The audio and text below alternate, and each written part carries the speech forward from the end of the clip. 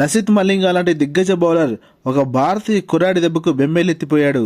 మలింగా వేసిన చురుకైన బంతులను కూడా బౌండరీస్గా మలచి శ్రీలంక బౌలర్స్కు చుక్కలు చూపించి మరీ భారత్ను విజేతకు నిలిపిన వీరుడు కింగ్ విరాట్ కోహ్లీ.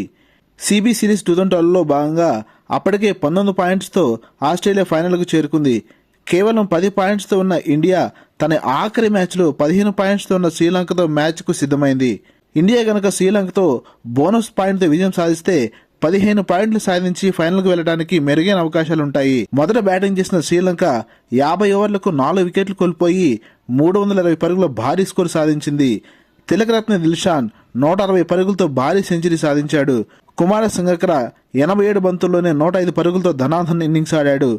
2012 సమయంలో వన్డే మ్యాచ్లో 321 పరుగుల చేజింగ్ అంటే అసాధ్యమైన పని. అందులోనూ ఇక్కడ ఇండియాకు బోనస్ పాయింట్ అవసరం. బోనస్ పాయింట్తో ఇండియా గెలవాలంటే 321 పరుగుల టార్గెట్ను 40 ఓవర్లకే సాధించాలి. వీరేంద్ర సెహ్వాగ్ మరియు టెండూల్కర్ భారీ హిట్టింగ్ చేస్తే తప్ప సాధ్యంగానే టార్గెట్ను ఛేదించడానికి భారత్ బ్యాటింగ్ ఆరంభించింది. అద్భుతమైన హిట్టింగ్తో సెహ్వాగ్ మరియు టెండూల్కర్ జోడీ స్కోర్ బోర్డును పరుగులు పెట్టించారు.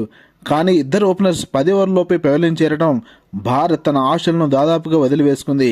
ఫస్ట్ డౌన్లో వచ్చి నెమ్మదిగా ఆడుతున్న గౌతమ్ గంభీర్కు చేజింగ్ కింగ్ విరాట్ కోహ్లీ జత కలిశాడు. ఒక్కసారిగా భారత స్కోర్ బోర్డు హై స్పీడ్తో పరుగులు పెట్టింది. శ్రీలంక బౌలర్స్కు బంతిని ఎక్కడ వేయాలో అర్థం కాలేదు.